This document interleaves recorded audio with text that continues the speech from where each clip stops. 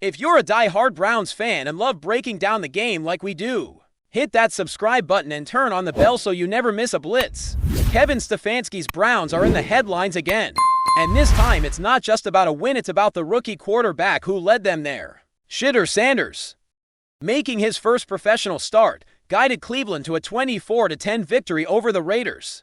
A performance that gave fans a lot of hope and the media plenty to talk about. Yet, despite the milestone, Sanders did not walk away with a game ball after the matchup. For some, that decision raised eyebrows.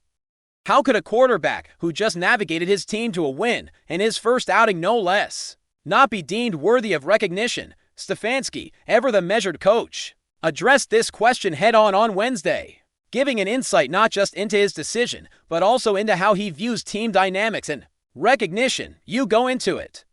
Tried to just highlight guys, Myles Garrett got a game ball. I thought it was pretty worthy, Stefanski explained. The statement, while simple, carries layers. In professional football, individual performance is often celebrated, but the head coach's responsibility is to keep a sense of collective achievement alive, to make sure the team doesn't get distracted by accolades, while the bigger picture remains the priority. And in this case, Stefanski made sure multiple contributors were acknowledged for their pivotal roles in the win. Stefanski went on to elaborate, emphasizing that game balls are about recognizing standout contributions across the board.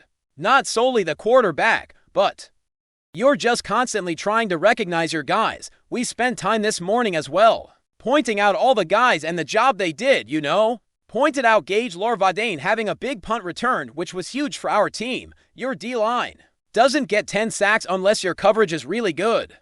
Obviously, a rookie starting his first game on the road getting a win is huge, so you acknowledge all of that with your team. The coach's philosophy here is clear. While Shedeur's performance was commendable, football is the ultimate team sport, and the victory was built on a combination of defensive pressure, special teams plays, and the cumulative effort of multiple contributors. It's a subtle but important lesson for fans, especially those new to NFL culture, about how professional teams prioritize recognition and morale over simple optics. Sanders' stat line, while solid, provides context for Stefanski's decision against the Raiders. He completed 11 of 20 passes for 209 yards, throwing 1 touchdown and 1 interception.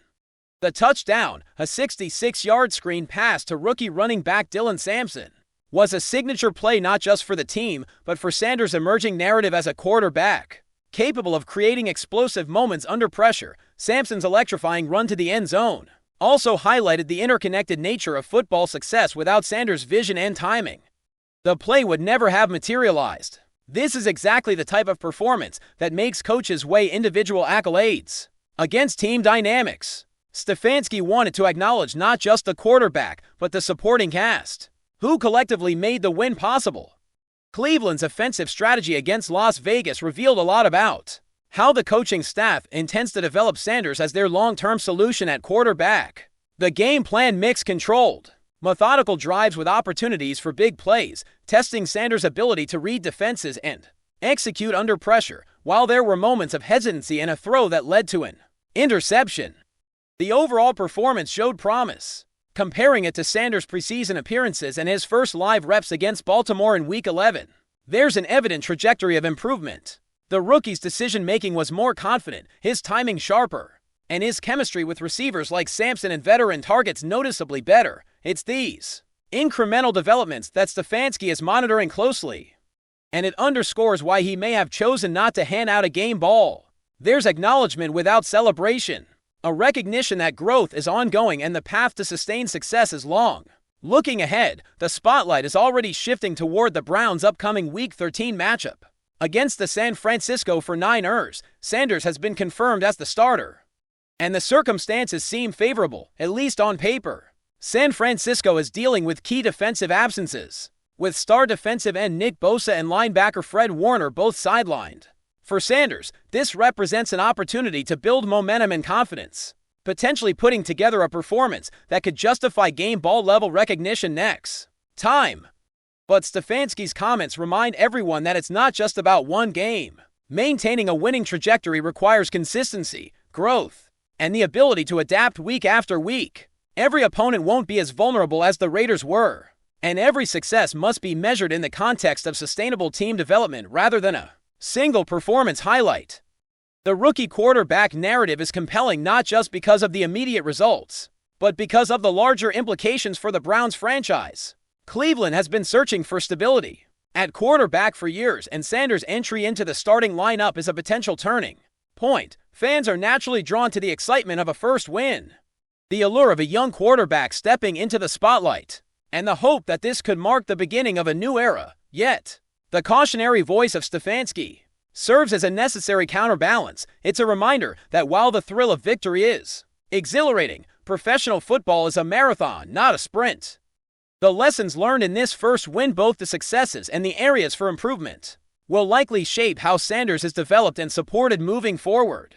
Special teams and the defensive line also deserve particular attention in this discussion. Stefanski's mention of Larvadane's big punt return and the D-line's 10-sack performance illustrates a crucial point. Football is a symphony of coordinated effort. The quarterback's performance, while often the most visible, is just one instrument in the orchestra. Recognizing contributions across the team reinforces morale, builds a culture of accountability, and ensures that players feel their efforts are valued. For Sanders, this environment is particularly important. Being a rookie quarterback means navigating pressure from fans, media, and internal expectations. And having a coaching staff that emphasizes collective achievement can help mitigate the stress and foster steady growth. Sanders' journey is emblematic of the balance between recognition and development in professional sports. The decision not to award a game ball immediately may feel like a slight to some, but in the grander scheme, it's an acknowledgement of the complexity of the sport and the multifaceted contributions necessary for victory. Stefanski's approach reflects a philosophy that prioritizes growth, learning, and sustained excellence over momentary applause. For viewers and fans, this perspective might be less glamorous, but it's deeply instructive. Victories are earned collectively, and individual recognition must be weighed against the broader narrative of team success. Ultimately, Shedeur Sanders' debut win as a professional quarterback is a milestone worth celebrating, but it is equally a starting point for a journey filled with challenges, growth, and the relentless pursuit of consistency. Stefanski's explanation regarding the game ball provides insight into the culture of the Browns and, more broadly, the philosophy of coaching in the NFL. The rookie quarterback, while not receiving the symbolic award, has gained something perhaps even more valuable: the trust of his coaching staff, the validation of a first win on the road, and the opportunity to continue proving himself in a competitive environment. With the 49ers looming in Week 13, the narrative is far from over. Sanders must build on his performance, sharpen his decision-making, and continue developing chemistry with his teammates to ensure that future recognition, whether in the form of a game ball or broader accolades, will be fully deserved. Enjoying the content so far? Smash that like button and drop your take in the comments. We want to hear what you think about the Browns this season. The NFL world is buzzing with whispers, murmurs, and outright speculation after explosive claims from none other than Shedeur Sanders, the young and electrifying quarterback, who has been making headlines not just for his talent, but now for the chaos allegedly unfolding behind closed doors in the Cleveland Browns locker room. According to insiders who claim to be close to the team, Sanders didn't hold back in revealing what many have suspected for weeks. The Browns are grappling with more than just losses on the field. They might be facing a full-blown internal crisis that could shake the franchise to its core. Fans, analysts, and even rival teams are leaning in, eager to parse every word, every hint dropped, and every subtle implication in Sanders' candid comments. If what he says holds even a shred of truth, the narrative around the Browns could be on the verge of a dramatic shift, moving from one of hopeful rebuilding to an organization fighting to keep the locker room intact. The fact that a player of Sanders' profile is speaking out rather than staying in the shadows is significant. Quarterbacks are often shielded from scrutiny, their words measured and calculated. But Sanders' alleged revelations suggest that the Browns' internal strife may be too visible to hide, too explosive to contain within the walls of the facility, according to the rumor mill. The tension inside the Browns locker room isn't just about plays being called wrong or games slipping away. Sanders reportedly pointed to a series of miscommunications between the coaching staff and the players, suggesting that frustration has been simmering for weeks, possibly months. This isn't just the classic locker room grumbling you hear after a tough loss. Sanders' comments hint at deeper divisions, rivalries, and personal conflicts that may be undermining the team's cohesion. Teammates who were once considered close are allegedly exchanging cold shoulders, cliques are reportedly forming, and whispers of disagreements over leadership decisions are circulating like wildfire. While no names have been officially released, the mere mention of tension and discord is enough to set fans' imaginations racing. Social media is already exploding with theories, with speculation ranging from locker room power struggles to disagreements over strategy and play calling. It's the kind of story that feeds itself. Every day a new rumor emerges. Every comment is dissected for hidden meaning, and every glance between players during a game becomes subject to interpretation. Sanders' alleged openness about the situation is particularly striking because he has been seen as a stabilizing force on the field. Young, charismatic, and supremely confident, he has drawn comparisons to some of the league's brightest rising stars. To hear him describe a locker room in turmoil is shocking because it contrasts so sharply with the image fans have of him as a leader, someone who can rally teammates and command attention under pressure. Yet, it's precisely this contrast that has everyone talking. If Sanders, a player with so much promise and so much stake in the team's success, is vocalizing concern, it suggests that the problem may be systemic rather than isolated. Analysts and former players are already weighing in, pointing out that leadership conflicts, personality clashes, and unaddressed grievances have historically derailed teams. Even those with tremendous talent on paper. The Browns roster, which boasts a mix of seasoned veterans and exciting newcomers, may now be under scrutiny for its chemistry or lack thereof. And Sanders' statements could serve as a flashpoint for fans and critics alike to question whether the team's potential is being squandered behind the scenes. One of the most intriguing aspects of this unfolding story is how it sheds light on the sometimes hidden pressures players face in the NFL.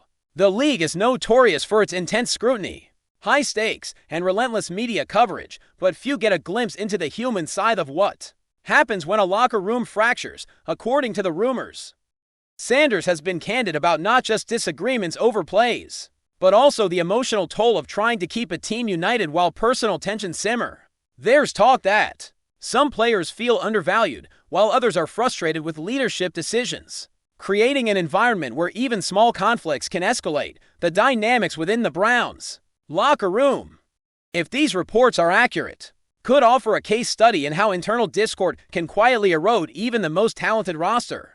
For fans who have followed the team closely, this narrative paints a picture far more complex than any stat line or highlight reel could convey. The human drama, the personality clashes, and the subtle power struggles behind the scenes now appear to be as compelling as the action on the gridiron itself. Social media has, unsurprisingly, exploded in response to Sanders' alleged revelations. Hashtags are trending, debates are raging, and fan forums are flooded with theories about exactly what he meant and who might be at the center of the turmoil. Some fans are calling for changes in leadership, speculating that coaches or veteran players might be contributing to the dysfunction, while others defend the team, arguing that every squad faces internal friction at some point. Sports pundits are weighing in, with varying interpretations, some suggesting that Sanders' comments could be a strategic move to assert his influence, while others believe they reflect genuine concern for the team's culture and future. Every statement, every quote, every hint of tension is being dissected for its potential impact, and the Browns' next steps, whether in response to this internal storm or in an attempt to contain it, are being watched more closely than ever. The buzz is palpable, and for a franchise already under the microscope, Sanders' words have added fuel to an already volatile narrative. Insiders hint that this alleged crisis could have ripple effects far beyond the locker room. Player morale, game day performance, and even off-season moves might now be influenced by the underlying tensions Sanders has exposed. If rival teams sense vulnerability, they may seek to exploit it, while analysts and commentators will inevitably revisit past games and moments, interpreting them through a lens of conflict that may or may not reflect reality.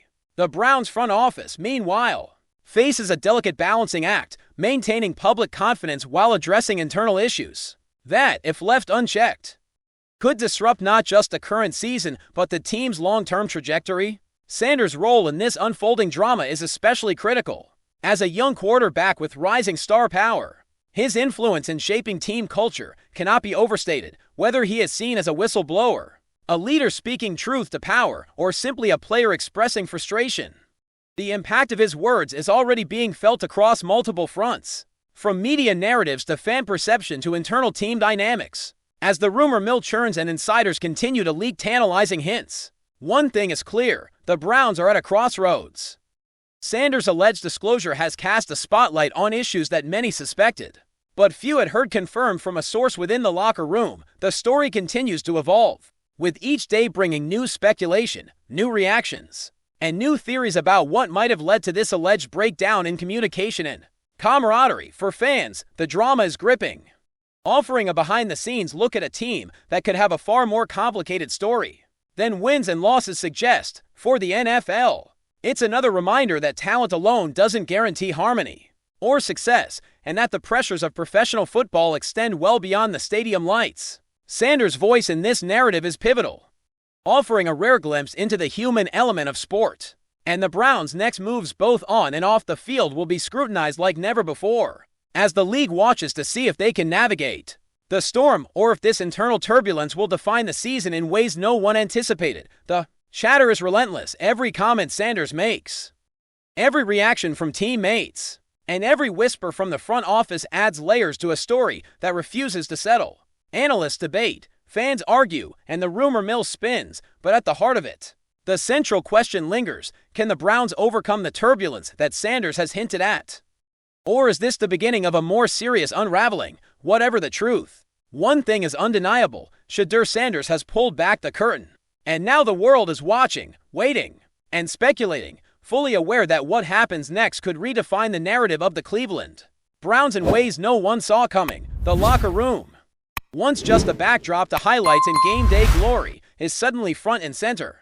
A stage where personal conflicts, leadership struggles, and raw emotion play out, shaping the destiny of a franchise and the perceptions of fans across the league. Sanders alleged revelations might just be the spark, but whether it leads to resolution or chaos remains the most compelling question of all.